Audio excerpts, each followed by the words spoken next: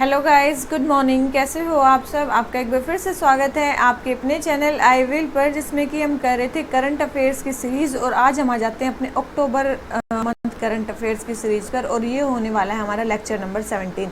ठीक है, अगर आपको वीडियो अच्छी लगे तो लाइक करना और चैनल को सब्सक्राइब करना प्लीज़ मत भूलना। ठीक है, तो चलिए शुरू करते हैं आज के फर्स्ट क्वेश्चन से। और इसकी जो पीडीएफ है आपको हमारे टेलीग्राम चैनल पर मिल जाएगी जब हमारे जो टोटल 100 क्वेश्चन है वो इसके कंप्लीट हो जाएंगे। तो देखते हैं अपने फर्स्ट क्वेश्चन से। फर्स्ट क्वेश्चन क्या बोलता है, consider the following statements regarding central bureau of investigation.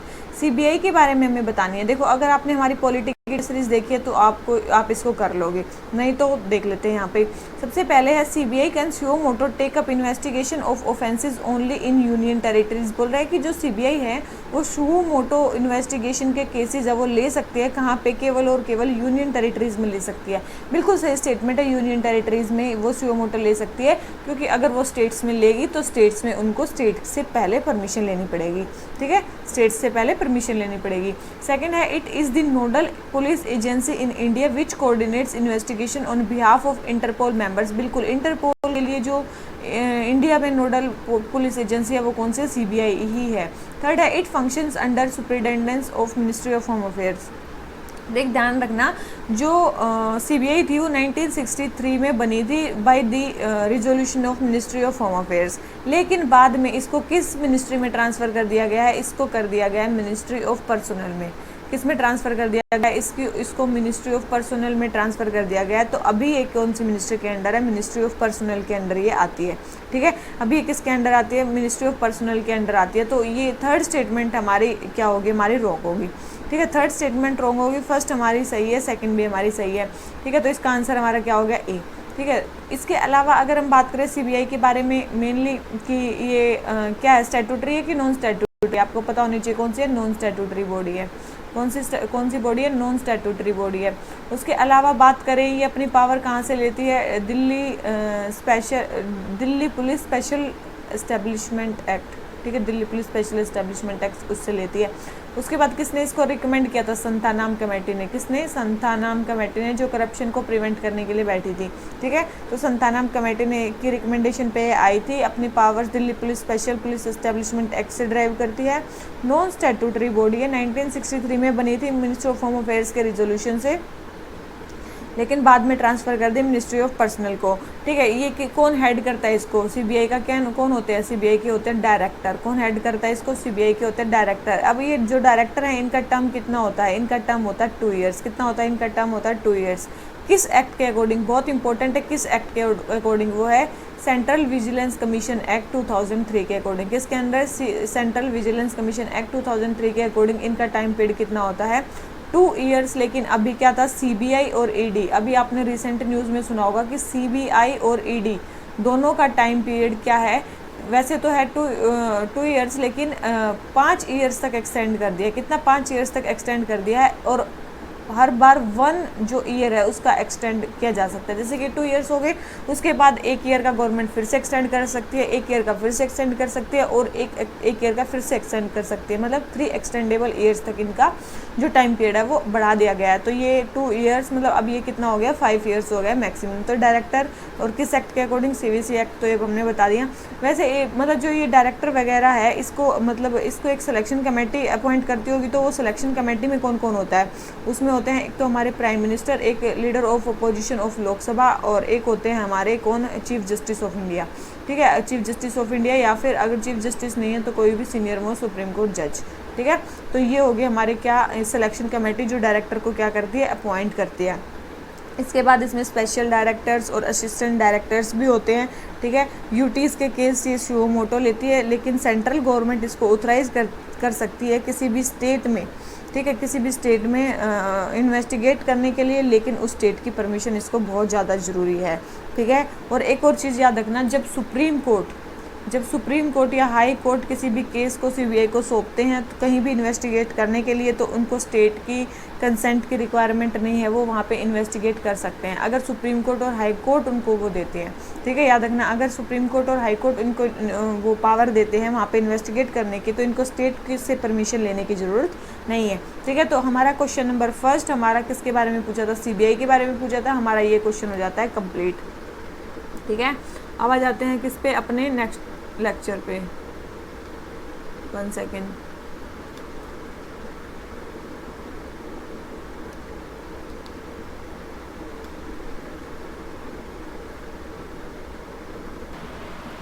तो चलिए आते हैं अपने नेक्स्ट क्वेश्चन पे।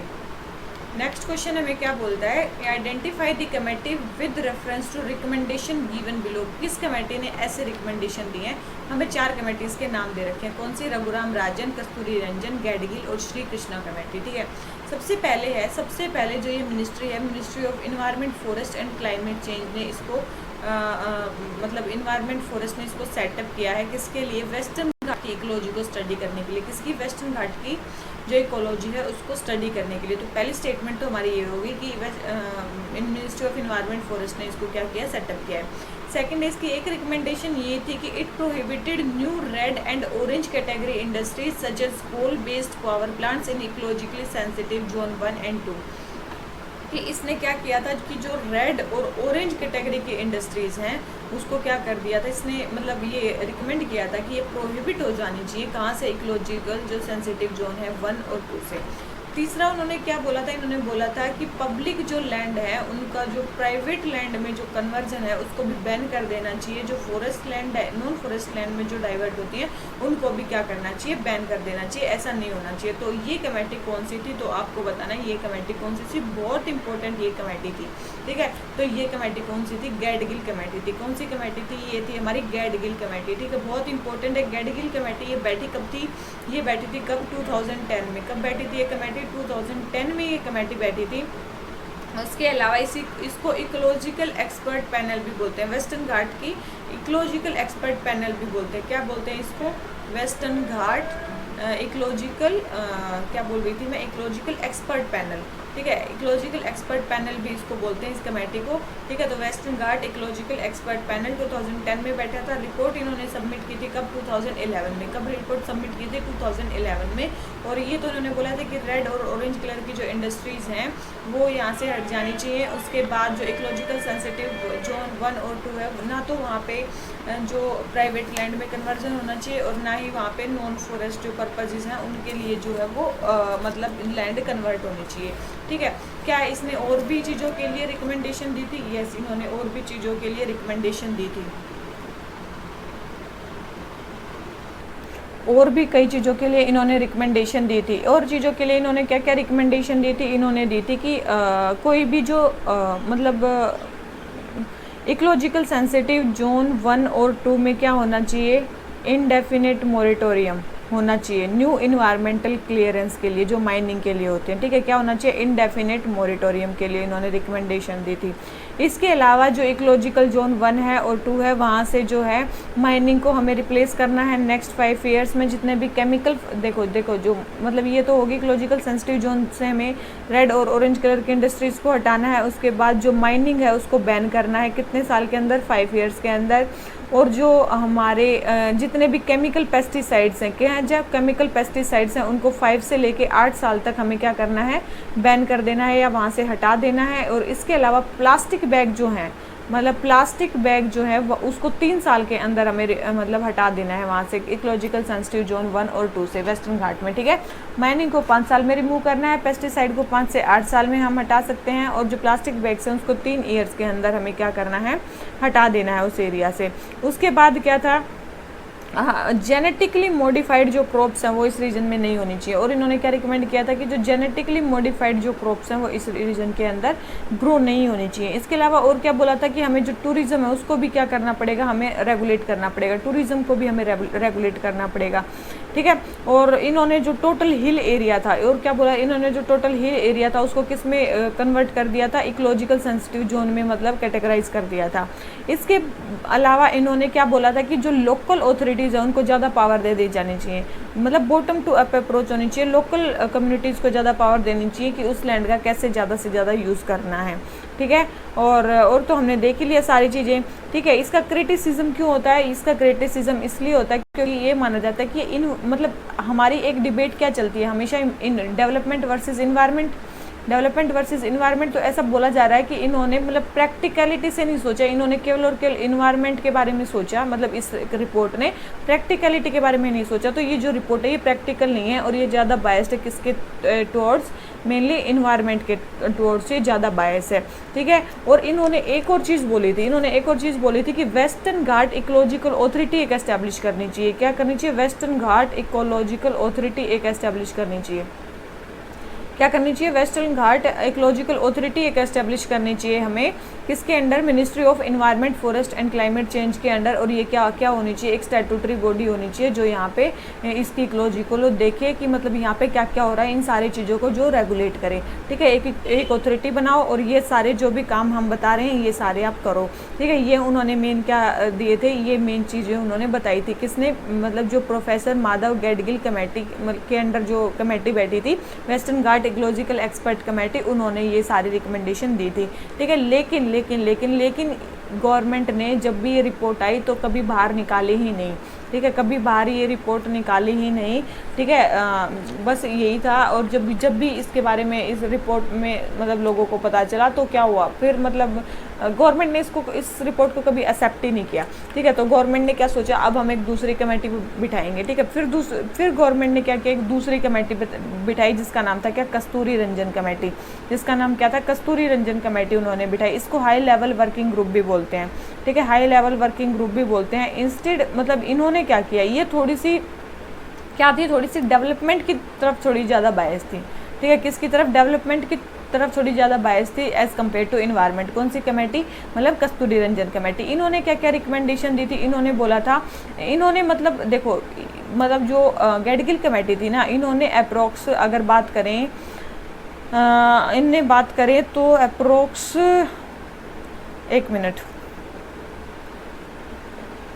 मेन चीज़ क्या है देखो, इन्होंने बोला था कि जो मतलब इस इकोलॉजिकल सेंसिटिव जोन के अंडर, मतलब कस्तूरी रंजन ने बोला कि ओनली 73% एरिया को इसने क्लासीफाई किया कि मतलब वेस्टर्न घाट का 37% एरिया जो है इकोलॉजिकल सेंसिटिव जोन में होना चाहिए।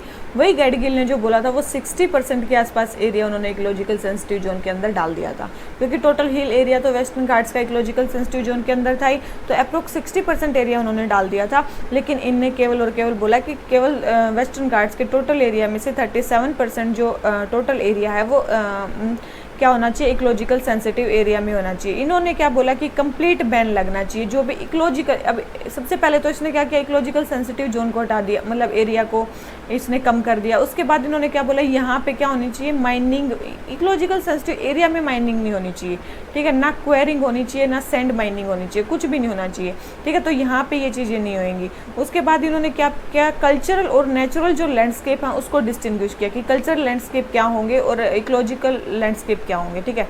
तो यहाँ पे देख लेते हैं कस्तूरी रंजन रिपोर्ट, ठीक है। तो इन्होंने क्या बोला कि कल्चरल और नेचुरल लैंडस्केप क्या होंगे, ठीक है। कल्चरल और नेचुरल जो लैंडस्केप्स हैं उनमें डिफरेंस बोला कि उनमें क्या क्या डिफरेंस होंगे।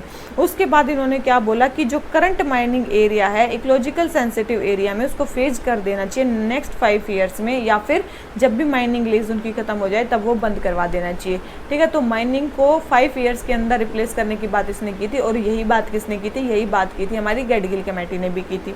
उसके बाद इन्होंने बोला कि इकोलॉजिकल सेंसिटिव एरिया के अंदर कोई भी थर्मल पावर प्लांट जो है अलाउड नहीं होने चाहिए, नो थर्मल पावर प्लांट, ठीक है। नो थर्मल पावर प्लांट वहाँ पे अलाउड नहीं होने चाहिए, ना हाइड्रो प्रोजेक्ट्स अलाउड होने चाहिए, ठीक है। अगर होने भी हैं तो केवल और केवल डिटेल स्टडी के बाद होने चाहिए, ये इन्होंने अलाउ भी कर दिया, ठीक है। डिटेल्ड स्टडी अगर वहाँ पे कर दी जाए तो वहाँ पे आप अलाउड कर सकते हो thermal power plants and hydro projects, ठीक है। उसके बाद रेड इंडस्ट्री जो बहुत ज़्यादा पोल्यूटिंग है वो स्ट्रिक्टली बैंड थी इकोलॉजिकल सेंसिटिव एरिया से। ऑल्सो इन्होंने बहुत सारे प्रो फार्मर रिकमेंडेशन भी दिए, ठीक है। इन्होंने क्या दिए? बहुत सारे प्रो फार्मर रिकमेंडेशन भी दिए, ठीक है। प्रो फार्मर रिकमेंडेशन भी दिए। इसके अलावा इन्होंने बोला कि इन्होंने मतलब इकोलॉजिकल सेंसिटिव एरिया के अंडर 123 विलेजेस को रिप्लेस कर दिया, ठीक है, इकोलॉजिकल सेंसिटिव एरिया के अंडर। और बहुत सारे को बोला कि भाई मतलब इनको एक्सक्लूड भी करना पड़ेगा क्योंकि वो तो इकोलॉजिकल सेंसिटिव एरिया, वहाँ पे वो नहीं रह सकते, ठीक है। तो ऐसे बोला था इन्होंने। तो ये थी हमारी कस्तूरी रंजन रिपोर्ट, ठीक है। ये थी हमारी कस्तूरी रंजन रिपोर्ट जो डेवलपमेंट की तरफ ज़्यादा मतलब बायस थी, और जो हमारी गैडगिल कमेटी रिपोर्ट थी वो हमारी वेस्टर्न घाट्स में मतलब थी, लेकिन वो इन्वायरमेंट की तरफ ज़्यादा बायस थी। अब अगर हम इनमें बात करें दोनों में, तो ये आपको पता होनी चाहिए दोनों ही कमेटीज़, ठीक है, दोनों ही कमेटीज़ ये आपको पता होनी चाहिए। चलो ये दो कमेटी तो सेटअप कर दी गवर्नमेंट ने। इसके अलावा एक और कमेटी सेटअप की गई थी, वही भी वेस्टर्न घाट्स के लिए ही थी, वो थी ओमेन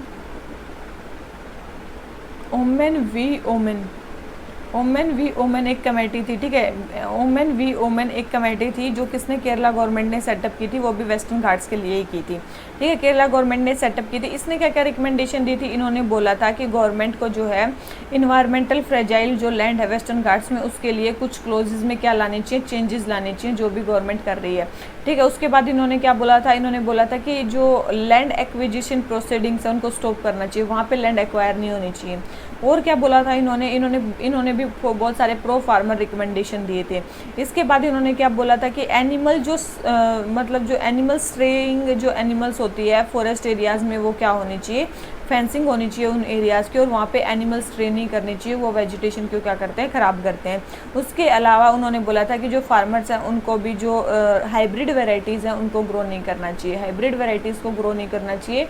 और इसके अलावा जो एनिमल्स हैं वो भी हाइब्रिड वेराइटी के हमें रियर नहीं करने चाहिए। तो ये बोली थी वी1 कमेटी, ये भी हमारी मतलब उसी टाइम पे बैठी थी, ठीक है। केरला गवर्नमेंट ने सेटअप की थी। कस्तूरी रंजन कमेटी होगी, और एक हमारी होगी गैडगिल कमेटी जो वेस्टर्न घाट्स के लिए हमारी बैठी है। बहुत बहुत इंपॉर्टेंट कमेटी हैं, ठीक है। तो हमारा क्वेश्चन नंबर सेकंड हो जाता है कंप्लीट, आंसर हो गया सी। आ जाते हैं क्वेश्चन नंबर 3 पे, ठीक है। इसमें आ जाते हैं क्वेश्चन नंबर 3 पे। क्वेश्चन नंबर 3 में क्या बोलते हैं, एंटी डिफेक्शन। देखो अगर आपने पॉलिटिक्स की सीरीज देखी है तो आपको ये अच्छे से आता होगा, ठीक है। देख लेते हैं एंटी डिफेक्शन के बारे में हमसे पूछ क्या रखा है, क्या पूछ रखा है। It is provided under the 9th schedule. सबसे पहले पता होना चाहिए किस शेड्यूल के अंदर है। सबसे पहले है कि ये 10th शेड्यूल के अंदर ऐड किया गया था 52nd अमेंडमेंट एक्ट 1985 में, ठीक है। तो फर्स्ट स्टेटमेंट रॉन्ग होगी। सेकंड है the decision on the question as to disqualification on ground of defection are refer to the chairman और speaker of such house which is subjected to judicial review. देखो इसमें बोला है कि जो decision है डिस्क्वालिफिकेशन का, सबसे पहले तो वो चेयरमैन या फिर स्पीकर लेते हैं, जो भी उस हाउस के चेयरमैन या स्पीकर होते हैं वो लेते हैं, ठीक है। और वो जुडिशियल रिव्यू के सब्जेक्ट में भी होता है। तो अब एक चीज़ देखो, आप ऑप्शन देख के इस चीज़ को मतलब करेक्ट कर सकते हो। क्या करेक्ट कर सकते हो कि सबसे पहले तो फर्स्ट स्टेटमेंट रॉन्ग होगी, उसके बाद देखो इसका मतलब सेकंड स्टेटमेंट तो करेक्ट है, इसका मतलब यस चेयरमैन और जो स्पीकर है उसका जो डिसीजन होता है वो फाइनल होता है। और थर्ड है a defection by 1/3 of the elected members of political party is considered as a merger. मैंने बताया था इसको स्प्लिट मतलब 2/3 मेंबर को मर्जर बोला जाता है, किसको 1/3 को नहीं 2/3 मेंबर को मर्जर बोला जाता है। तो थर्ड स्टेटमेंट भी रॉन्ग होगी, तो हमारा इसका आंसर क्या आ जाता है बी, ठीक है। ये चीज़ आपको पता होनी चाहिए। ये जो 2/3 मेंबर्स अगर किसी दूसरी पार्टी में जाके मिल जाते हैं तो उसको बोलते हैं क्या, मर्जर बोलते हैं, ठीक है। तो वो क्या नहीं माना जाएगा, अगर 2/3 मेंबर किसी अनदर पार्टी में जाके मिलते हैं तो उसको डिफेक्शन नहीं माना जाएगा, ठीक है। उसको क्या नहीं माना जाएगा, उसको डिफेक्शन नहीं माना जाएगा, उसके अंदर वो डिस्क्वालीफाई नहीं होंगे। उसके अलावा वैसे मतलब नॉर्मली किन किन बेसिस पे 52nd अमेंडमेंट एक्ट के अंडर हम डिस्क्वालीफाई कर सकते हैं, या तो मेंबर वॉलेंटरीली अपनी जो मेंबरशिप है उसको छोड़ दे, ठीक है, वॉलेंटरी छोड़ दे, या फिर वो विप के अगेंस्ट वोट कर दे, ठीक है, विप के अगेंस्ट कोई वोट कर दे, या फिर अगर कोई नॉमिनेटेड मेंबर है वो 6 मंथ के अंदर कोई पार्टी ज्वाइन ना करे, ठीक है, या फिर कोई जो इंडिपेंडेंट मेंबर है वो 6 मंथ्स के इलेक्शन के बाद 6 मंथ्स के अंदर ही अब किसी पार्टी को ज्वाइन कर ले। तो ये 4 कंडीशन है जिसमें कोई भी जो मेंबर है वो क्या हो सकता है, डिस्क्वालीफाई हो सकता है। इसमें 2 जो कंडीशन है वो इसमें एग्जाम्पशंस दी गई हैं। 2 एग्जाम्पशंस क्या दी गई हैं, या तो आप किसी चेयरमैन की पोस्ट पे, स्पीकर की पोस्ट पे चले जाते हो तो आपको मतलब छोड़ा जा सकता है, मतलब आप उस पार्टी की मेंबरशिप को छोड़ सकते हो।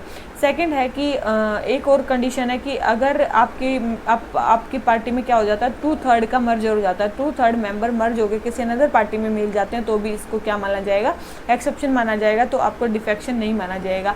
इसके अलावा पहले एक कंडीशन थी कि कौन सी, 1/3 मेंबर अगर स्प्लिट हो जाते हैं किसी पार्टी से तो उसको क्या माना जाता था, किसी पार्टी से स्प्लिट हो जाते हैं 1/3 मेंबर तो उसको भी क्या माना जाता था, डिस्क्वालिफिकेशन नहीं माना जाता था। लेकिन ये 91st कॉन्स्टिट्यूशनल अमेंडमेंट एक्ट में इस प्रोविज़न को क्या कर दिया गया, हटा दिया गया है, ठीक है। 91st कॉन्स्टिट्यूशनल अमेंडमेंट एक्ट जो 2003 में आया था उसमें इस प्रोविज़न को हटा दिया, मतलब अब मेंबर अगर स्प्लिट करते हैं तो उनको कोई मतलब प्रोटेक्शन नहीं है डिफेक्शन से। अब वो डिफेक्ट हो गए ही होंगे। तो ये हो गया हमारा डिफेक्शन का। अगर आपने हमारी वो वाली जो भी मैं बोल रही हूँ अच्छे से सुन रहे होगे तो आपको शायद ये सारी चीज़ें पता होंगी। तो ये हो जाता हमारा क्वेश्चन नंबर सेकंड। आ जाते हैं क्वेश्चन नंबर थर्ड हो गया, फोर्थ पे आ जाते हैं। हमें United nation human right council के बारे में बताना है। किसके बारे में? United nation human right council के बारे में बताना है। ठीक है, देख लेते हैं कि क्या स्टेटमेंट है। सबसे पहले है कि यूनिवर्सल पीरियोडिक रिव्यू एक यूनिवर्सल पीरियोडिक रिव्यू है। ये UNHRC जो है सर्व करती है ताकि ह्यूमन राइट सिचुएशन जितने भी UN मेंबर स्टेट्स हैं उसमें देखी जा सके। तो ये स्टेटमेंट क्या बिल्कुल सही है कि यूनिवर्सल पीरियोडिक रिव्यू कौन निकालता है? UN ह्यूमन राइट कमीशन निकालता है सारी कंट्रीज़ में ह्यूमन राइट की कंडीशन को एसेस करने के लिए। सेकंड है ऑफिस ऑफ हाई कमिश्नर जो है वो उसका सेक्रेटरीट न्यूयॉर्क में। तो आपको एक चीज़ पता होनी चाहिए, office of high commissioner for human rights का जो सेक्रेटरीट है वो कहाँ पे है? जेनेवा में है। कहाँ पे है वो सेक्रेटरीट है उसका? जेनेवा में। तो सेकंड स्टेटमेंट क्या होगी हमारी? रॉन्ग होगी। ठीक है, सेकंड स्टेटमेंट हमारी रॉन्ग होगी। थर्ड स्टेटमेंट हमारी क्या आ जाती है? Human right council candidates are elected in geographical group to ensure even representation. तो ह्यूमन राइट काउंसिल के जो कैंडिडेट्स हैं वो एक जोग्राफिकल ग्रुप में मतलब इलेक्ट होते हैं ताकि इवन रिप्रेजेंटेशन हो हर एक कॉन्टिनेंट का। तो ये स्टेटमेंट बिल्कुल सही है। कैसे इनका इवन रिप्रेजेंटेशन होता है? जैसे कि मैं आपको बताऊं, जैसे कि अफ्रीकन कॉन्टिनेंट है वहाँ से 13 मेंबर इलेक्ट होते हैं। ठीक है, उसके बाद एशिया पैसिफिक जो मेंबर है वहाँ से भी 13 मेंबर इलेक्ट होते हैं। इसके अलावा जो लेटिन अमेरिका और कैरिबियन सी है वहाँ से कितने होते हैं? 7, वहाँ पे 8 सीट्स आते हैं। सॉरी, ठीक है, वहाँ पे कितनी आती हैं? 8 सीट्स आती हैं। उसके बाद अगर हम बात करें वेस्ट यूरोपियन और फिर ये अदर स्टेट्स जो आती हैं वहाँ पे कितनी आती हैं? वहाँ पे 7 सीट्स हैं। और अगर हम बात करें अपने ईस्ट यूरोपियन स्टेट्स की, किसकी? ईस्ट यूरोपियन स्टेट्स की, तो वहाँ पे कितने मेंबर्स आते हैं? वहाँ पे 6 सीट्स हैं वहाँ पे। ठीक है, वहाँ की कितनी सीट्स हैं? 6 सीट्स हैं। तो ये है हमारा कितना? ये है हमारी मतलब जोग्राफिकल रिप्रेजेंटेशन अकॉर्डिंग टू मतलब कॉन्टिनेंट्स की, किस कॉन्टिनेंट से कितने मेंबर आएंगे। तो ये सारी चीज़ें हैं। ठीक है, और मेंबर कितने साल तक सर्व करते हैं? बहुत इंपॉर्टेंट है, ये चीज़ बहुत इंपॉर्टेंट है। जो मेंबर्स हैं वो कितने साल तक सर्व करते हैं? बहुत इंपॉर्टेंट है, वो 3 साल तक सर्व करते हैं। कितने साल तक? 3 साल तक सर्व करते हैं। और याद रखना 2 कंसेक्यूटिव टर्म्स के बाद, 2 कंसेक्यूटिव टर्म्स के बाद वो दोबारा भी एलिजिबल नहीं होते। दोबारा जो है वो क्या नहीं हो सकते? इमीडिएटली उनका री इलेक्शन नहीं हो सकता। ये चीज़ ध्यान रखना, 2 कंसेक्यूटिव टर्म्स के बाद उनका दोबारा जो है री इलेक्शन नहीं हो सकता। बहुत इंपॉर्टेंट चीज़ है ये। ठीक है, 2 कंसेक्यूटिव टर्म्स के बाद उनका दोबारा री इलेक्शन नहीं हो सकता अभी। लेकिन अभी जो इंडिया था वो 3 ईयर्स के लिए इलेक्ट हुआ था 2019 में। ठीक है, 2019 में इंडिया इलेक्ट हो रखा है किसके लिए? इसी के लिए। ठीक है, 3 साल के लिए। वैसे ह्यूमन राइट कमीशन में के मेंबर्स कितने हैं? लगभग 47 मेंबर्स हैं। कितने मेंबर्स हैं? 47 मेंबर्स हैं। और ये कौन से रिजोल्यूशन पास करते हैं? बाइंडिंग की नॉन बाइंडिंग? बिल्कुल नॉन बाइंडिंग। ठीक है, कौन से बाइंडिंग करती है? Non binding resolution. इसकी फंडिंग कहाँ से आती है? याद रखना, इसकी 2/3 फंडिंग वॉलंटरी कंट्रीब्यूशन से आती है। ठीक है, कहाँ से आती है? 2/3 फंडिंग इसकी वॉलंटरी कंट्रीब्यूशन से आती है। तो बहुत इंपॉर्टेंट है किसके बारे में? UN ह्यूमन राइट काउंसिल के बारे में। तो हमारी सारी चीज़ें हो जाती हैं कंप्लीट। ठीक है, हमारी सारी चीज़ें हो जाती हैं कंप्लीट। और इसके बाद वैसे अगर ये वैसे बना कब था UN ह्यूमन राइट काउंसिल? ये बना था कब? 2006 में। कब बना था? 2006 में। किस बॉडी को इसने रिप्लेस किया था? इसने किया था national commission for human rights. National commission for human right को इसने रिप्लेस किया था और UN ह्यूमन राइट कमीशन बना था कब? 2006 में। तो कैसे जोग्राफिकल रिप्रेजेंटेशन है, कहाँ इसके हेडक्वार्टर्स हैं, कितने मेंबर्स हैं, क्या है, सारी चीज़ें मैंने बता दी। क्वेश्चन नंबर 4 सेकंड स्टेटमेंट तो रॉन्ग है, इसका फर्स्ट एंड थर्ड करेक्ट है। तो आंसर हमारा क्या हो गया? C। ठीक है, अब आ जाते हैं किस पे? क्वेश्चन नंबर 5 पे। किस पे आ जाते हैं? क्वेश्चन नंबर 5 पे हमें कैपिटल अकाउंट कन्वर्टेबिलिटी के बारे में बताना है। इसके बारे में बताना है हमें, कैपिटल अकाउंट कन्वर्टेबिलिटी के बारे में बताना है। सबसे पहले है कि only partial capital account convertibility is allowed in India. अगर आपने इकोनॉमिक की सीरीज देखी है तो आपको ये चीज़ पता होगी कि यस, इंडिया में क्या है? Partial capital account convertibility allowed है इंडिया में। सेकंड है it affects domestic savings and investments causing them to decline. देखो, अगर कैपिटल अकाउंट कन्वर्टेबिलिटी होती है तो याद रखना ये डोमेस्टिक सेविंग्स को और इन्वेस्टमेंट्स को क्या करेगा? इंक्रीज करेगा, ना कि डिक्रीज। ठीक है, सेकंड स्टेटमेंट इसकी क्या होगी? रॉन्ग होगी।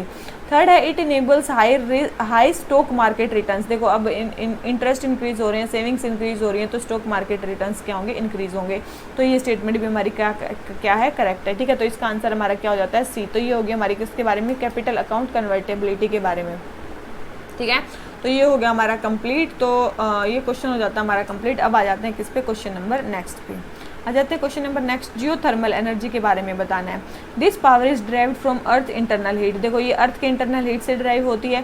Thermal energy is energy that determine the temperature of the matter, बिल्कुल टेम्परेचर ऑफ द मैटर को भी डिटरमाइन करती है। थर्ड है the energy is contained in the rock and fluids beneath earth crust, बिल्कुल। It can be found from shallow ground to several miles below the surface and even further down to extremely hot molten rock called magma, बिल्कुल। ये सारी statement इसकी correct है हमारी, क्यों? क्योंकि geothermal energy के बारे में सारे ही करेक्ट दे रखे हैं, तो आंसर इसका क्या हो जाता है? डी। ठीक है, आ जाते हैं क्वेश्चन नंबर 7 पे। ग्लोबा एंडरसोनी क्या है? ग्लोबा एंडरसोनी क्या है? तो आपको एक चीज़ पता होनी चाहिए, ग्लोबा एंडरसोनी क्या है।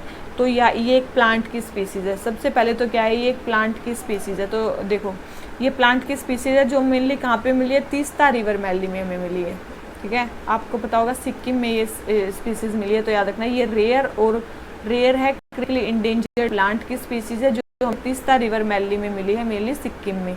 कहाँ पे मिली हमें? सिक्किम में। उसको बोलते हैं ग्लोबा एंडरसोनी। ठीक है, ग्लोबा एंडरसोनी। इसका दूसरा नाम क्या है? Dancing ladies. इसका दूसरा नाम क्या है? डांसिंग लेडीज़ भी बोलते हैं इसको। और एक और इसका नाम है जिसको बोलते हैं स्वान फ्लावर्स। क्या बोलते हैं इसको? स्वान फ्लावर्स भी बोलते हैं और डांसिंग लेडीज़ भी बोलते हैं। ठीक है, तो ये क्वेश्चन हो गया हमारा कंप्लीट। अब आ जाते हैं किस पे? और याद रखना, हाँ, इसके कुछ वाइट फ्लावर्स भी होते हैं। इस पर क्या होते हैं? वाइट फ्लावर्स होते हैं। इसके कुछ कैरेक्टरिस्टिक्स फीचर्स होते हैं, जैसे कि इसके क्या होते हैं? वाइट फ्लावर्स होते हैं। ठीक है, वाइट फ्लावर्स होते हैं और नॉन अपेंडेजिज्ड एंथर्स होते हैं। नॉन अपेंडेजिज्ड क्या होते हैं? एंथर्स होते हैं। इसके अलावा इसकी येलोइश लिप होता है। क्या होता है? येलोइश लिप होता है। बस ये चीज़ ध्यान रखनी है, येलोइश लिप होता है। ठीक है, तो ये है इसके मेन चीज़ें। तो ये मेनली तीस्ता रिवर वैली में मेनली मिलती है, जिसमें सिक्किम, हिमालय, दार्जिलिंग हिल रेंजेस भी आती हैं। तो क्वेश्चन नंबर 7 आंसर डी। आ जाते हैं क्वेश्चन नंबर 8 पे। हमें बताना है national master plan for multi connectivity के बारे में। सबसे पहले है a project monitoring group under PMO will monitor the progress of key projects in real time basis. तो आपको एक चीज़ पता होनी चाहिए, ये जो प्रोजेक्ट है, ठीक है, ये जो प्रोजेक्ट है इसको कौन मिनिस्टर करेगा? बहुत इंपॉर्टेंट है, इसको मिनिस्टर करेगी कौन? DPIIT, department of promotion of industry and internal trade. ठीक है, पीएमओ इसको मॉनिटर नहीं करेंगे, इसको मॉनिटर कौन करेगा? DPIIT। ठीक है, DPIIT इसको मॉनिटर करेगा। तो फर्स्ट स्टेटमेंट रॉन्ग होगी। नेशनल मास्टर प्लान बनाना है किसके लिए? मल्टी मॉडल कनेक्टिविटी के लिए। फिर सेकंड है पीएम गति शक्ति is a digital platform that connect 16 ministry. तो बिल्कुल सही स्टेटमेंट है, ये 16 मिनिस्ट्री को कनेक्ट करेगा, जिसमें road, rail, ship, petrol, gas, power, telecom, shipping, aviation, ये सारी आएंगी। थर्ड है it would also provide geographical information about forest, river, district boundaries to aid planning and obtaining clearance. ये सारी चीज़ें देने के लिए भी मेनली हेल्प करेगा, बिल्कुल ये सारी चीज़ें देने के लिए भी हेल्प करेगा। और उसके बाद it would report an inter ministerial issue. देखो तभी तो बनाया जा रहा है इंटर मिनिस्ट्रियल मॉडल, बिल्कुल ये इंटर मिनिस्ट्रियल जो इश्यूज़ हो रहे हैं उनको भी बताएगा। तो ये सारी चीज़ें हैं। तो हमारा second, third and fourth statement correct है और हमारी फर्स्ट स्टेटमेंट जो है वो क्या है? रॉन्ग है। ठीक है, और इससे क्या होगा, हमारे जो अगर हम ये सारी मिनिस्ट्रीज़ के कोऑर्डिनेशन से कोई मतलब स्कीम करते हैं तो इसमें क्या होगा, हमारी जो लॉजिस्टिक कॉस्ट है वो भी कम हो जाएंगे। हमारे अभी लॉजिस्टिक कॉस्ट कितने? 13 to 14% जो हमारा GDP का पैसा है वो किस में चला जाता है? लॉजिस्टिक कॉस्ट में चला जाता है। लेकिन हमें कितना रिप्लेस करना है? 7 to 8%, जो कि डेवलप्ड कंट्रीज़ में केवल और केवल 7 to 8% जाता है, तो हम उतना करना है। ठीक है, वैसे अगर देखा जाए पीएम गति शक्ति के 6 पिलर्स में 6 पिलर्स हैं। कौन कौन से हैं 6 पिलर्स? इसके हैं, एक तो है कॉम्प्रीहेंसिवनेस। ठीक है, कॉम्प्रीहेंसिव तरीके से हर एक स्कीम से इसमें क्या किया जाएगा? कनेक्शन बनाया जाएगा। उसके बाद है प्रायोरिटाइजेशन। ठीक है, प्रायोरिटाइज किया जाएगा कुछ स्कीम्स को। फिर होगा ऑप्टिमाइजेशन। फिर क्या होगा? ऑप्टिमाइजेशन। फिर होगा हमारा सिंक्रोनाइजेशन। ठीक है, इसके बाद क्या होगा? सिंक्रोनाइजेशन। उसके बाद होगा एनालिसिस। ठीक है, एनालिटिकल। ठीक है, एनालिटिकल, डेटा एनालिटिकल। और उसके बाद होगा हमारा डायनामिक कंसेप्ट। उसके बाद क्या होगा? Dynamic concept. तो ये है हमारे 6 पिलर्स किसके? हमारे पीएम गति शक्ति के, जो हमें हमेशा के लिए क्या रखने हैं? ध्यान रखने हैं। और रियल टाइम इसमें मॉनिटरिंग की जाएगी, प्रोजेक्ट्स की प्रोटेक्टेड एरिया मैनेजमेंट किया जाएगा, जियो स्पेशल डेटा इसमें क्रिएट किया जाएगा। ठीक है, तो क्वेश्चन नंबर 8 आंसर हो गया बी। आ जाते हैं क्वेश्चन नंबर 9 पे। हमें कौन सा जो रिजर्व है वो कहाँ पे है, हमें ये बताना है। ठीक है, कौन सा रिजर्व जो है वो हमारा कहाँ पे है वो हमें बताना है। ठीक है, तो आपको एक चीज़ पता होनी चाहिए। देखो सिमलीपाल बायोस्फीयर रिजर्व कहाँ पे लग रहा है आपको? देखो सिमलीपाल बायोस्फीयर रिजर्व कहाँ पे है आपको पता होना चाहिए, ये उड़ीसा में है। ठीक है। मयूरभंज डिस्ट्रिक्ट कहाँ पे है? ये सिमलीपाल बायोस्फीयर रिजर्व उड़ीसा में है। और यहाँ से कौन सी रिवर पास करती है? आपको पता होनी चाहिए, यहाँ से सुवर्णरेखा रिवर ही पास करती है। ठीक है, कौन सी रिवर पास करती है? सुवर्णरेखा ही पास करती है। फिर आती है हमारी अचानकमार अमरकंटक बायोस्फीयर रिजर्व। देखो बिल्कुल यहाँ से कौन सी पास करती है? यहाँ से नर्मदा रिवर पास करती है। कौन सी पास करती है? यहाँ से नर्मदा रिवर पास करती है। बहुत मतलब ये तो आपको मतलब लगभग पता ही होगा। ठीक है, उसके बाद आ जाती है हमारी शहरावती वाइल्ड लाइफ सेंचुरी। देखो ये बोल रखा है कि शहरावती से काबिनी रिवर फ्लो करती है। याद रखना, शहरावती से शहरावती रिवर ही पास करती है। ठीक है, ये इस रिवर के नाम पे है, तो यहाँ से यही रिवर पास करती है, ये रिवर पास नहीं करती है। ठीक है, तो थर्ड स्टेटमेंट हमारी रॉन्ग हो जाती है। फोर्थ स्टेटमेंट है नागरहोल नेशनल पार्क। ठीक है, नागरहोल नेशनल पार्क से देखो मेनली 3 रिवर पास करते हैं, उसमें से एक फेमस रिवर है काबिनी। कावेरी वहाँ से पास नहीं करती है, मेनली वहाँ से 3 रिवर पास करती हैं। एक तो होगी हमारी नागरहोली, ठीक है, एक तो हमारी नागरहोली होगी, एक होगी लक्ष्मण तीर्था, ठीक है, एक होगी लक्ष्मण तीर्था, और एक है हमारी काबिनी रिवर। ये काबिनी रिवर सबसे फेमस रिवर है जो नागरहोल से पास करती है, तो फोर्थ स्टेटमेंट भी रॉन्ग होगी। थर्ड एंड फोर्थ स्टेटमेंट तो हमारी रॉन्ग ही है, तो आंसर क्या आ गया? ए। बहुत इंपॉर्टेंट है ये जानना कि कौन से बायोस्फीयर रिजर्व से कौन से रिवर निकलती है, बहुत इंपॉर्टेंट है ये जानना। ठीक है, अब देखो उड़ीसा के मैंने बताया क्या कि कौन कौन से सिमलीपाल बायोस्फीयर रिजर्व बता दिया। सिमलीपाल बायोस्फीयर रिजर्व उड़ीसा में है। मयूरभंज एलिफेंट रिजर्व का ये पार्ट है। ठीक है, ये भी आपको पता होना चाहिए किस किस का पार्ट है। देखो ये सबसे पहले तो कौन से मयूरभंज एलिफेंट रिजर्व का पार्ट है। उसके बाद इसमें और कौन कौन से हैं? एक सिमलीपाल टाइगर रिजर्व भी इसमें आता है। उसके अलावा और क्या क्या आता है इसमें? हथगढ़ वाइल्ड लाइफ सेंचुरी, बहुत इंपॉर्टेंट है हथगढ़ वाइल्ड लाइफ सेंचुरी। ठीक है, ये कहाँ पे पाई जाती है? उड़ीसा में। उसके बाद इसका एक और पार्ट है, वो है कुलदीहा वाइल्ड लाइफ सेंचुरी। कौन सी? कुलदीहा वाइल्ड लाइफ सेंचुरी, बहुत इंपॉर्टेंट है, दोनों याद रखना। ये किसका पार्ट है? ये सिमलीपाल बायोस्फीयर रिजर्व का पार्ट है, हथगढ़ वाइल्ड लाइफ सेंचुरी और कुलदीहा वाइल्ड लाइफ सेंचुरी। ठीक है, उसके बाद आ जाता है हमारा अचानकमार अमरकंटक नर्मदा। इससे और भी रिवर फ्लो करते हैं, जैसे कि जोहिला, इससे जोहिला और सोन रिवर। ठीक है, सोन रिवर भी इससे फ्लो करती है। उसके बाद आ जाते हैं अपने शहरावती में। शहरावती में हमने बता दिया यही रिवर पास करती है, और ये मेनली कौन से स्टेट से पास करती है? कर्नाटका से। अब आते हैं किस पे? नागरहोल पे। नागरहोल नेशनल पार्क हमने बता दिया, ये वैसे बना कब था? 1955 में बना था ये। ठीक है, 1955 में बना था। और काबिनी रिवर जो है लार्जेस्ट वाटरवे है, इस पार्क के साउथ में है। ठीक है, तो ये हमारा हो गया क्वेश्चन नंबर कंप्लीट। हमारा क्वेश्चन नंबर 9 आ जाते हैं क्वेश्चन नंबर 10 पे। मनरेगा के बारे में बताना है। किसके बारे में? मनरेगा के बारे में बताना है। ठीक है, देख लेते हैं मनरेगा के बारे में क्या बोल रहा है। सबसे पहले बोल रखा है कि the scheme is demand driven veg employment scheme which function under ministry of social justice. देखो ये जो है मेनली मनरेगा स्टार्ट हुआ था 2005 में, और किस मिनिस्ट्री के अंडर ये काम करता है? मिनिस्ट्री ऑफ रूरल डेवलपमेंट के अंडर काम करता है। किसके अंडर काम करता है? मिनिस्ट्री ऑफ रूरल डेवलपमेंट के अंडर मनरेगा काम करता है। तो फर्स्ट स्टेटमेंट रॉन्ग। सेकंड है wages must be paid according to the statutory minimum wages specified for agriculture labour in state act under the minimum wages act 1948। बिल्कुल इस minimum age तो आपको प्रोवाइड करने ही पड़ेंगे। ठीक है, थर्ड है कि it covers all districts of India except ones with 100% urban population. क्योंकि मनरेगा किसके लिए? रूरल एरियाज़ के लिए, जहाँ पे 100% अर्बन पॉपुलेशन होगी वहाँ क्यों रिक्वायरमेंट होगी इसकी? तो ये भी स्टेटमेंट हमारी करेक्ट है। ठीक है, तो सेकंड एंड थर्ड स्टेटमेंट इसकी करेक्ट है। हमारी फर्स्ट स्टेटमेंट रॉन्ग है। और ये कब आई थी? मेनली मनरेगा एक्ट कब पास किया गया था? 2005 में पास किया गया था। इसमें मेनली क्या किया जाता है कि जो भी अडल्ट मेंबर है रूरल एरियाज़ में, कोई भी अडल्ट मेंबर है रूरल एरियाज़ में, उसको 100 डेज़ का, उसको क्या दिया जाएगा? 100 डेज़ का एम्प्लॉयमेंट दिया जाएगा। गारंटी दी जाएगी वेज की। ठीक है, गारंटी दी जाएगी वेज की और अनस्किल्ड वर्क की। ठीक है, अनस्किल्ड वर्क की उसको गारंटी दी जाएगी, और फिर उसके बेसिस पे उसको क्या दिया जाएगा? जॉब भी दी जाएगी उसके हिसाब से उसको। ठीक है, तो बस ये चीज़ें ध्यान रखनी है, अनस्किल्ड लेबर्स के लिए ये काम है। ठीक है, और स्टेट जो है कुछ डेज, जैसे कि 100 डेज़ हैं, कुछ डेज़ को बढ़ा भी सकती है। ठीक है, जो गारंटी दी गई है उससे कुछ जो डेज़ है स्टेट जो गवर्नमेंट है कुछ प्रोविज़न बना सकती है, उनको एडिशनल जो काम है वो भी दे सकती है।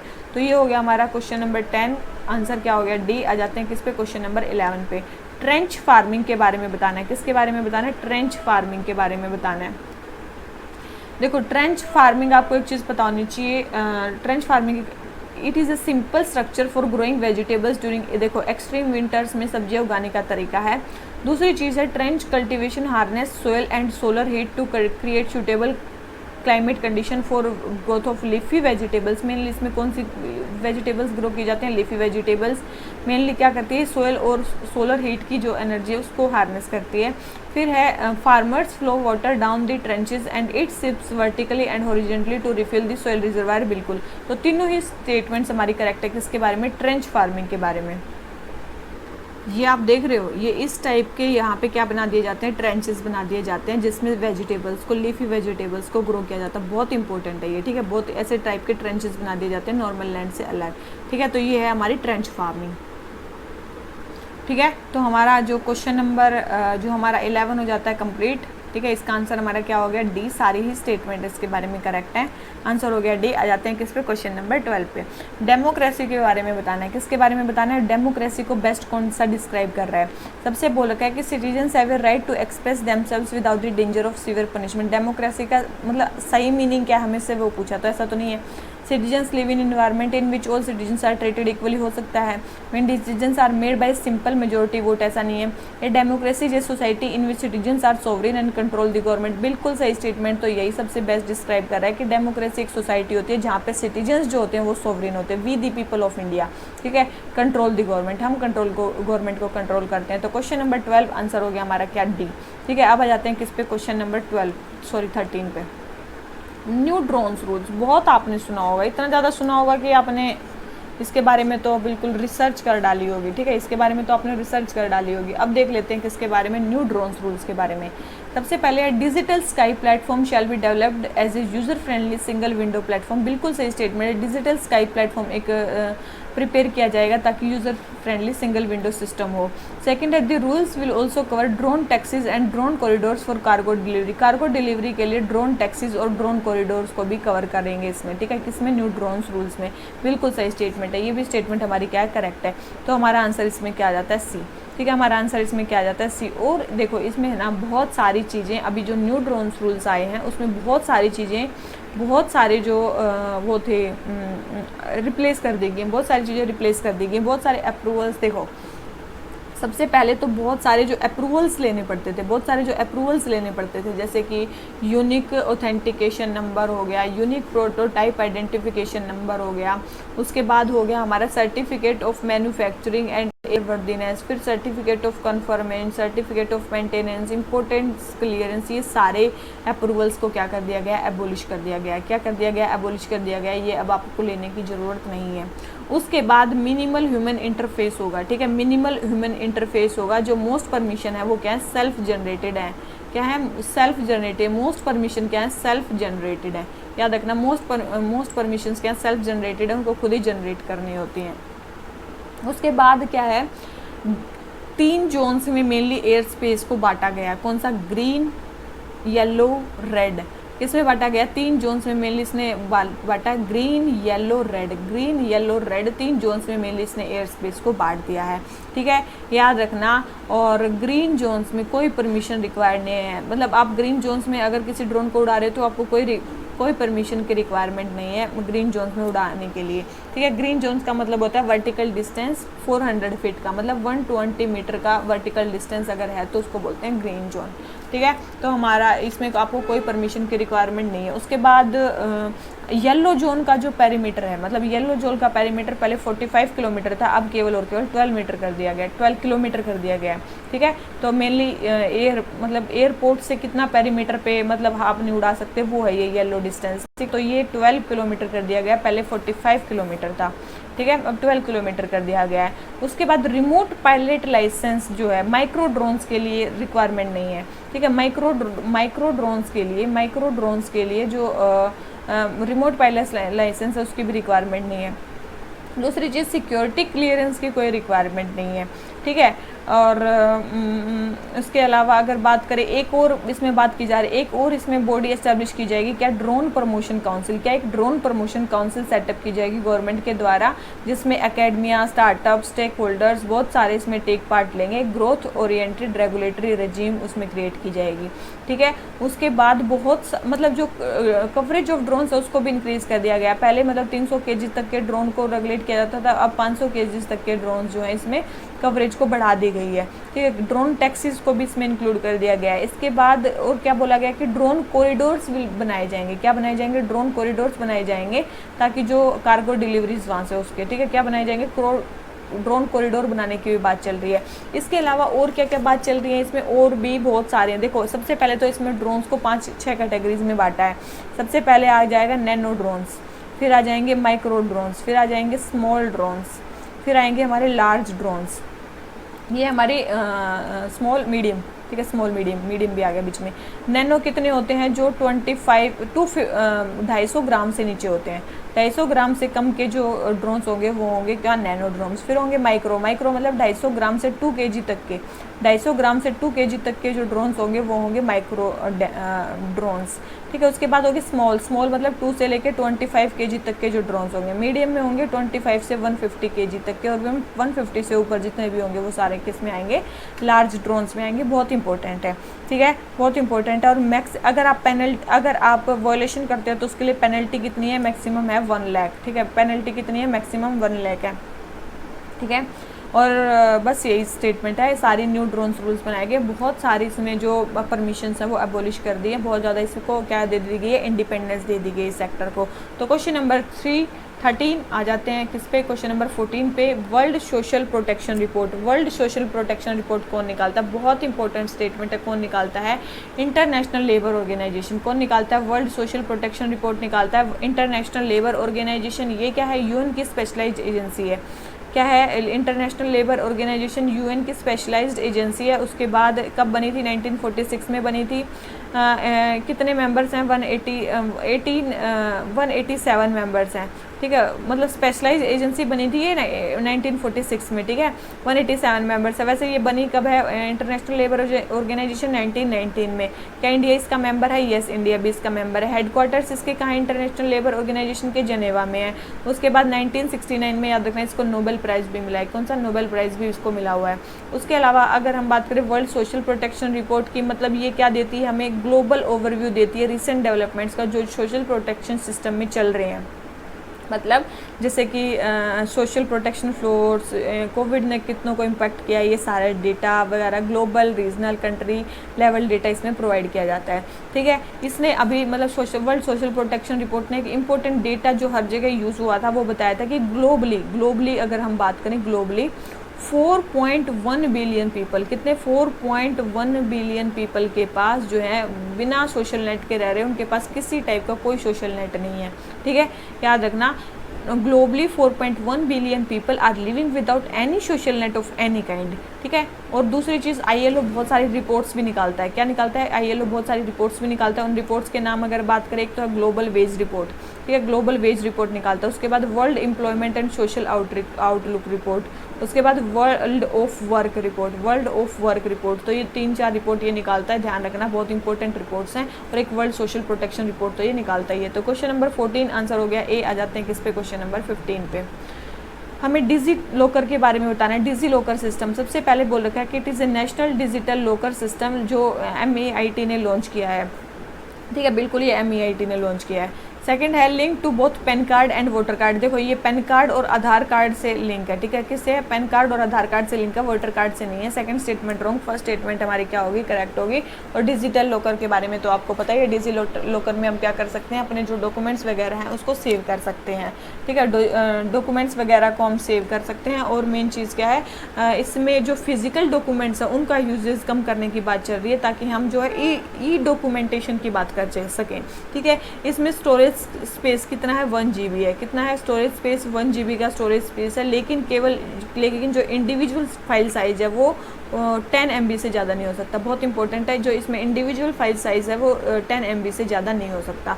बहुत इंपॉर्टेंट है ये। और नॉर्मल इसका स्टोरेज स्पेस कितना है? 1 GB का स्पेस है। पहले कम था लेकिन अब बढ़ा दिया गया है। बाद इसमें 3 टेक्नोलॉजी के कंपोनेंट मेन यूज़ होते हैं। 3 टेक्नोलॉजी के कंपोनेंट मेन यूज़ होते हैं। एक तो है रिपोजिटरी, ऐसा भी आ सकता है डिजी लॉकर में कौन से टेक्नोलॉजी के कंपोनेंट यूज़ नहीं होते हैं, ठीक है। तो एक तो हो गया रिपोजिटरी, एक है एक्सेस गेटवे, ठीक है, एक है एक्सेस गेटवे और एक है हमारा डिजी लॉकर पोर्टल, ठीक है। ये 3 मेनली इसमें कंपोनेंट यूज़ होते हैं, कितना स्पेस होता है, कितने इंडिविजुअल फाइल नहीं हो सकती, उसके बाद ये सारी चीज़ें हमारी होगी। तो क्वेश्चन नंबर 15 आंसर हो जाता है ए। आ जाते हैं किस पे, क्वेश्चन नंबर नेक्स्ट पे। क्वेश्चन नंबर नेक्स्ट हमें क्या बोलता है, देख लेते हैं। इंडियन एलिफेंट, जिसको बोलते हैं एलिफेंट मैक्सिमस इंडिकस, उसके बारे में बताना है।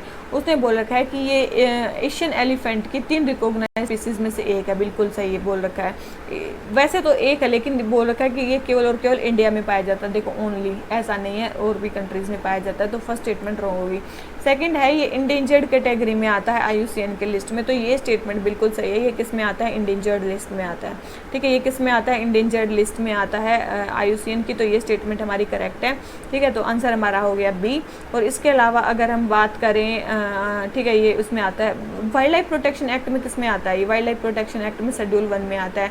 उसके अलावा साइट्स की बात करें, साइट्स में ये भी अपेंडिक्स 1 में आता है। ठीक है, तो ये चीज़ ध्यान रखनी है। तो क्वेश्चन नंबर सेकंड हो गया हमारा करेक्ट, सॉरी स्टेटमेंट सेकंड होगी करेक्ट, फर्स्ट स्टेटमेंट रॉन्ग होगी। ये हो गया हमारा क्या। और वैसे वर्ल्ड एलिफेंट डे कब मनाया जाता है, ये 12 अगस्त को मनाया जाता है। कब मनाया जाता है, 12 अगस्त को मनाया जाता है वर्ल्ड एलिफेंट डे। और इसके बारे में बात करें, देखो ये तो हो गया हमारा इंडियन एलिफेंट। इंडियन एलिफेंट की वैसे 3 स्पीसीज है। एक होगी मतलब Asian elephant, sorry Asian elephants की 3 स्पीसीज है। एक तो हो गया हमारा इंडियन एलिफेंट जिसका नाम है एलिफेंट मैक्सिमस इंडिकस। एक है हमारे श्रीलंकन एलिफेंट, श्रीलंका का एलिफेंट जिसको बोलते हैं क्या, एलिफेंट मैक्सिमस। और एक है हमारा कौन सा, सुमात्रन, शायद सुमात्रन एलिफेंट। इसको क्या बोलते हैं, इसको बोलते हैं एलिफेंट मैक्सिमस सुमात्रनीज। जैसे यहाँ पे इंडिकेस है ना, बाद में इंडिकेस मतलब जो इंडियन एलिफेंट है, सुमात्रनीज मतलब जो सुमात्रा का है, और जो मैक्सिमस है वो कहाँ पे, श्रीलंका में। तो ये 3 स्पीसीज हैं किसकी, एशियन एलिफेंट की। ठीक है, एक है हमारे अफ्रीकन एलिफेंट, एक है हमारे, एक एशियन हो गए, एक है हमारे अफ्रीकन एलिफेंट। अफ्रीकन एलिफेंट के 2 मेन स्पीसीज हैं, एक तो सवाना में जो पाए जाते हैं, और एक है फॉरेस्ट एलिफेंट। एक है फॉरेस्ट एलिफेंट। याद आपको क्या रखना है, सबसे पहले तो जो सवाना एलिफेंट ये इंडेंजर्ड कैटेगरी में आते हैं, और जो फॉरेस्ट एलिफेंट है वो क्रिटिकल इंडेंजर्ड कैटेगरी में आते हैं। और साइट्स में दोनों ही अपेंडिक्स 2 में आते हैं। बहुत इंपॉर्टेंट है, साइट्स में दोनों ही अपेंडिक्स 2 में आते हैं।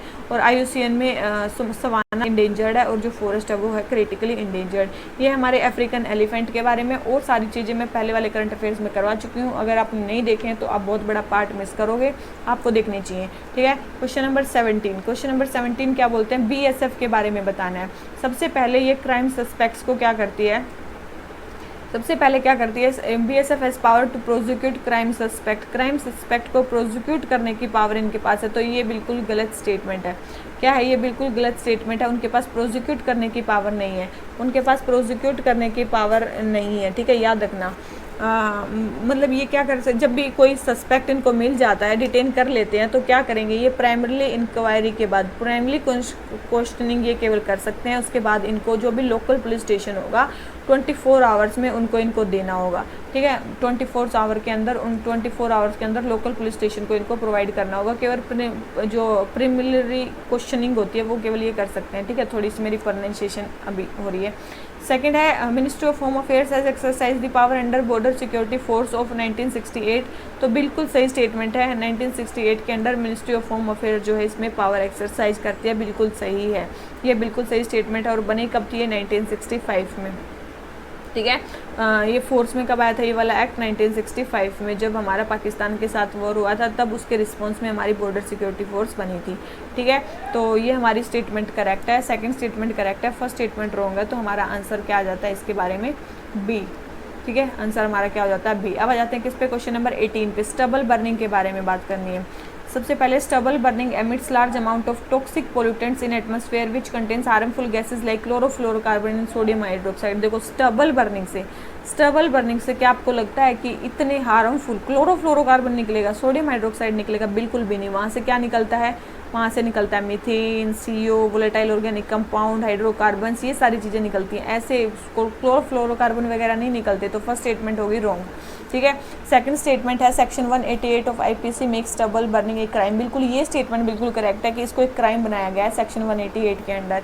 थर्ड है, machinery like happy seeder can be use to remove the stubble. Yes, ये हैप्पी सीडर मशीन यूज़ की जा सकती है। इसके अलावा एक और चीज़ ध्यान रखना, इसको मतलब ये air prevention and control of pollution act, कौन सा, air prevention and control of pollution act के अंडर भी इसको ऑफेंस बनाया गया है, उसके अंडर भी इसको सजा दी जा सकती है। उसके अलावा इसको मतलब हटाने के लिए एक पूसा डिकम्पोजर का भी दिल्ली गवर्नमेंट ने मतलब वो दिया था, पूसा डिकम्पोजर। पूसा डिकम्पोजर क्या है, ये एक फंजाई बेस्ड लिक्विड सॉल्यूशन है जो स्टबल को वहीं पे क्या कर देता है, डिजोल्व कर देता है इनसाइड द फील्ड इटसेल्फ।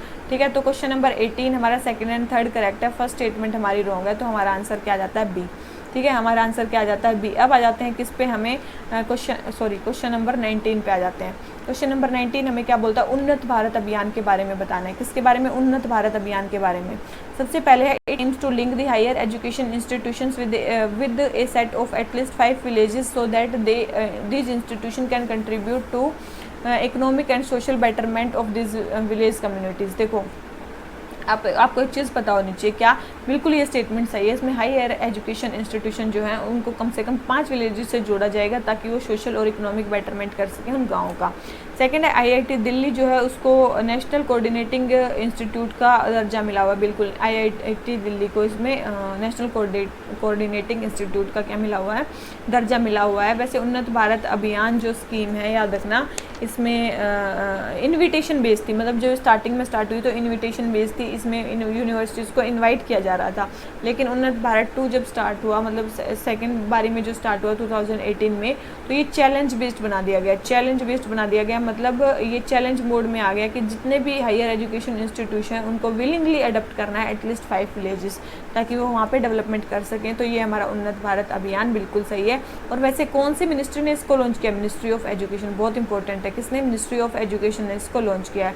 कब लॉन्च किया था, वैसे 2014 में लॉन्च किया था, सेकंड फेज इसका 2018 में स्टार्ट हुआ है। ठीक है, तो ये मेन चीज़ है इसमें बताने के लिए। तो हो गया हमारा क्वेश्चन नंबर 19, दोनों स्टेटमेंट करेक्ट है, तो आंसर हमारा क्या हो जाता है सी। ठीक है, और अभी तक भी आपने चैनल को सब्सक्राइब नहीं किया तो आप कर सकते हो। क्वेश्चन नंबर 20 क्या बोलता है, सुंदरबन नेशनल पार्क के बारे में बताना है। First, it is recognised as wetland of international importance under the Ramsar convention 2019। तो आपको पता होना चाहिए ये स्टेटमेंट बिल्कुल सही है कि 2019 में इसको रामसार कन्वेंशन के अंदर डाल दिया गया है। सेकंड है zoological survey of India gives the data about mangroves and there condition in area. देखो मैनग्रोव्स और उनके बारे में जो हमें डेटा देता है ना, वो कौन देता है, मैनग्रोव्स और उनके बारे में जो हमें डेटा देता है वो कौन देता है, Indian state of forest report. कौन सी देती है, जूलॉजिकल सर्वे ऑफ इंडिया नहीं देता। जूलॉजिकल सर्वे क्यों देगा, जूलॉजिकल सर्वे तो मेनली एनिमल्स के बारे में देगा ना, वो मैनग्रोव्स के बारे में आपको क्यों देगा। तो वैसे भी आप इस सेकंड स्टेटमेंट को कट कर सकते हो, और सेकंड स्टेटमेंट कट करते ही हमारा आंसर आ जाता है सी। मेनली कौन देता है, Indian state of forest report mainly इसका देती है रिपोर्ट। ठीक है, Indian state of forest report mainly इसकी रिपोर्ट देती है मैनग्रोव्स के बारे में और उनकी कंडीशन के बारे में। थर्ड है Sundarban delta is the only mangrove forest in the world जिसमें टाइगर रहते हैं। बिल्कुल ये भी स्टेटमेंट हमारी करेक्ट है। इसके अलावा इसको प्रिवेंट करने के लिए एक तो डिस्कवरी इंडिया, साथ में world wild life fund, discovery India और वर्ल्ड वाइल्ड लाइफ फंड दोनों ने क्या किया, पार्टनरशिप की है। किसके साथ, गवर्नमेंट ऑफ बंगाल के साथ। किसके साथ, गवर्नमेंट ऑफ बंगाल के साथ डिस्कवरी इंडिया और वर्ल्ड वाइल्ड लाइफ फंड ने क्या की है, इसके प्रिजर्वेशन के लिए पार्टनरशिप की है। ठीक है, लोकल कम्युनिटीज़ के साथ भी मिलकर पार्टनरशिप की है 2019 में, ताकि जो है सुंदरबंस एरियाज़ को क्या किया जा सके, प्रिवेंट किया जा सके। तो क्वेश्चन नंबर हमारा जो ये हो गया कंप्लीट। और इसमें जो है ना, मतलब सुंदरबंस में बहुत सारी स्पीसीज़ ऐसी हैं जो पाई जाती हैं, जैसे कि royal Bengal tiger, water monitor lizard, Gangetic dolphin, olive ridley turtle, ठीक है, क्रोकोडाइल्स, ऐसी बहुत सारी स्पीसीज पाई जाती हैं। तो क्वेश्चन नंबर 20 आंसर हो जाता है सी। आ जाते हैं किस पे, क्वेश्चन नंबर 21 पे। क्वेश्चन नंबर 21 हमें क्या बोलता है, कार्बन सिक्वेस्ट्रेशन। कार्बन सिक्वेस्ट्रेशन का मतलब होता है कार्बन एटमॉस्फेयर से खींच के और कहीं डाल देना। ठीक है, उसको बोलते हैं कार्बन सिक्वेस्ट्रेशन। एटमॉस्फेयर में कार्बन डाइऑक्साइड नहीं रहनी चाहिए। Carbon sequestration occurs both naturally as well as and a result of anthropogenic activity. तो बिल्कुल सही स्टेटमेंट है। ये मतलब नेचुरली भी हो सकती है और एंथ्रोपोजेनिक एक्टिविटी से भी हो सकती है। CO2 can be stored including oil reservoir, gas reservoir, unmineable coal seam, saline formation and shale gas formation with high organic content. बिल्कुल ये सारी चीज़ों में स्टोर की जा सकती है। टेरेस्ट्रियल कार्बन सिक्वेस्ट्रेशन में क्या होता है, एक प्रोसेस होती है जिसमें CO2 जो है एटमॉस्फेयर से सबसे पहले एब्जॉर्ब की जाती है ट्रीज़ के द्वारा, प्लांट्स के द्वारा, फोटोसिंथेसिस से, और फिर सोइल में और बायोमास में स्टोर कर दी जाती है। तो ये भी स्टेटमेंट करेक्ट है। ठीक है, बिल्कुल इंपॉर्टेंट है। तो सारी स्टेटमेंट कार्बन सिक्वेस्ट्रेशन के बारे में करेक्ट है, तो इसका आंसर हमारा क्या हो जाता है डी। ठीक है, इसका आंसर हमारा क्या हो गया डी। अब आ जाते हैं किस पे, क्वेश्चन नंबर 22 पे। क्वेश्चन नंबर 22 हमें क्या बोलता है, extended producer responsibility. Extended producer responsibility के बारे में हमें बात करनी है। ठीक है, एक्सटेंडेड प्रोड्यूसर रिस्पॉन्सिबिलिटी के बारे में हमें बात करनी है, देख लेते हैं। ठीक है, क्या बोल रहा है, India has first introduced extended producer responsibility इन 2011। देखो बिल्कुल पहले 2011 में आई थी, लेकिन वो सॉलिड वेस्ट मैनेजमेंट रूल्स के अंदर नहीं आई थी, वो प्लास्टिक वेस्ट मैनेजमेंट रूल्स के अंदर आई थी। किसके अंदर आई थी, प्लास्टिक वेस्ट मैनेजमेंट रूल्स के अंदर आई थी। तो फर्स्ट स्टेटमेंट रॉन्ग होगी, इसका मतलब फर्स्ट स्टेटमेंट रॉन्ग होते हैं, हमारा डायरेक्ट आंसर क्या आ गया बी। ठीक है, डायरेक्ट आंसर क्या आ गया B. It is the responsibility of a producer, ये प्रोड्यूसर की रिस्पॉन्सिबिलिटी है कि इन्वायरमेंटली साउंड मैनेजमेंट प्रोडक्ट का और उसकी एंड ऑफ लाइफ तक। फिर थर्ड है नॉन कंप्लायंस, कोई ट्रेडिशनल फाइन। देखो अगर आप कंप्लायंस नहीं करते हो तो 1 सेकेंड यार, हाँ ये क्या बता रही थी मैं कि नॉन कंप्लायंस जो है वो कोई ट्रेडिशनल फ़ाइन वहाँ पे नहीं लगेगा। अगर आप नॉन कंप्लायंस करते हो कोई ट्रेडिशनल फ़ाइन नहीं लगेगा, लेकिन हाँ एक इन्वायरमेंटल कॉम्पनसेशन आप पे लगाया जा सकता है। क्या लगाया जा सकता है, इन्वायरमेंटल कॉम्पनसेशन। ठीक है, इन्वायरमेंटल कॉम्पनसेशन आप पे लगाया जा सकता है। तो कोई ट्रेडिशनल फ़ाइन वगैरह इसमें नहीं है। ठीक है, कॉम्पनसेशन का कंसेप्ट है। तो थर्ड स्टेटमेंट भी हमारी क्या करेक्ट है, सेकंड भी हमारी करेक्ट है। तो आंसर क्या आ गया हमारा बी। ठीक है, तो ये हो गया हमारा क्वेश्चन करेक्ट। आ जाते हैं क्वेश्चन नंबर 23 पे, बन्नी बफेलो। ठीक है, बन्नी बफेलो किसका, बफलो जो भी है। ठीक है, बन्नी बफलो के बारे में हमें बताना है। सबसे पहले है कि ये ब्रीड जो है कच्छ डिस्ट्रिक्ट में पाई जाती है, बिल्कुल पाई जाती है। ये बोल रखे हैं कि इसको जो है लोकल कम्युनिटीज़ खारवा इसको मतलब वो करते हैं, बिल्कुल गलत। आपने एक ट्राइब का नाम सुना होगा, मालधारी ट्राइब्स।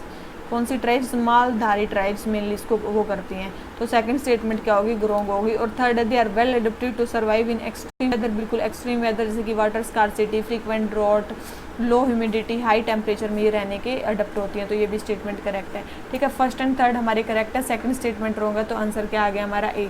ठीक है, ये बन्नी बफलो के और क्या नाम है इसका, देखो बन्नी बफलो आ जाए या फिर कुतची आ जाए, क्या कुतची। ठीक है, कुतची, और उसके बाद आ जाए कुंडी। ठीक है, कुंडी। तो ये सारे किसके नाम है, बन्नी बफलो के ही नाम है। ठीक है, ये बन्नी बफलो के ही नाम है, और ये इनका जो मिल्किंग पोटेंशियल होता है वो बहुत ज़्यादा हाई होता है। तो क्वेश्चन नंबर 23 आंसर ए आ जाते हैं किस पे, क्वेश्चन नंबर 24 पे। नॉन टैक्स रिवेन्यू, मतलब आप टैक्स नहीं लगा रहे तब भी आपका रिवेन्यू आ रहा है। ऐसे रिसिप्ट कौन कौन से जो बार बार आती हैं। सबसे पहले royalty on offshore crude oil gas, बिल्कुल अगर ऑफशोर क्रूड ऑयल गैस है वहाँ से रॉयल्टी आ रही है तो बिल्कुल वो भी। Interest receipt on loan release to state, बिल्कुल वो टैक्स नहीं है, वो एक टाइप की इंटरेस्ट रिसिप्ट आ रही है, हर बार आ रही है। थर्ड है सरप्लस ट्रांसफर फ्रॉम आरबीआई, बिल्कुल वो भी हर बार होता है। तो क्वेश्चन नंबर 24 हमारा आंसर क्या हो जाता है डी, सारी ही नॉन टैक्स रिसिप्ट्स हैं।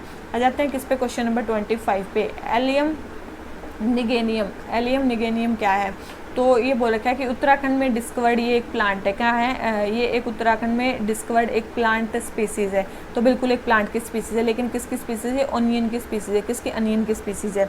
सेकंड है ये वेस्टर्न हिमालयाज़ में क्या है, रिस्ट्रिक्टेड है। तो ऐसा नहीं है ये वेस्टर्न हिमालयाज़ में रिस्ट्रिक्टेड है, बिल्कुल भी नहीं है ये वेस्टर्न हिमालयाज़ में रिस्ट्रिक्टेड नहीं है। ये डिफरेंट इको जोग्राफिकल एरियाज जो हैं टेम्परेट और एल्पाइन रीजन में हिमालयाज़ के वो पाया जाता है। तो केवल वेस्ट में ये क्या नहीं है, रिस्ट्रिक्टेड नहीं है। तो सेकंड स्टेटमेंट तो इसकी होगी रॉन्ग होते हमारा आंसर आ गया सी। ठीक है, और यस ये 3000 से 4800 मीटर अबोव सी लेवल से रह सकता है। Can be found along open grassy meadows, sandy soil, along rivers and stream forming in snow pasture land, along alpine meadows में भी ये पाया जा सकता है। ये भी स्टेट सही है, तो ये चीज़ आपको पता चल गई। और ये किस जीनस से बिलोंग करता है, जिससे ऑनियन और गार्लिक जो है मेन स्पीसीज से बिलोंग करती हैं। ठीक है, तो आज के हमारे 25 क्वेश्चन कंप्लीट हो जाते हैं। थोड़ा सा स्टार्टिंग में साउंड की आपको प्रॉब्लम आई होगी, तो सॉरी फॉर देट। कुछ चीज़ें हम प्रिवेंट नहीं कर सकते हैं। ठीक है, तो आप जैसा भी है आपको पढ़ना है तो आप पढ़ सकते हो, नहीं तो आप कुछ क्वेश्चन को एस्केप करके जहाँ पे भी आवाज़ ख़राब है वहाँ से आगे बढ़ सकते हो। ठीक है, तो चलिए इसी नोट पे आज का लेक्चर ख़त्म करते हैं। अगर आपको हमारे थोड़े से भी एफर्ट्स पसंद आते हैं तो प्लीज़ आप वीडियो को लाइक करो और चैनल को सब्सक्राइब करना प्लीज़ मत भूलना। ठीक है, चैनल को सब्सक्राइब कर दो। ठीक है, तो चलिए इसी नोट पे आज का लेक्चर ख़त्म करते हैं। Thank you very much, bye bye.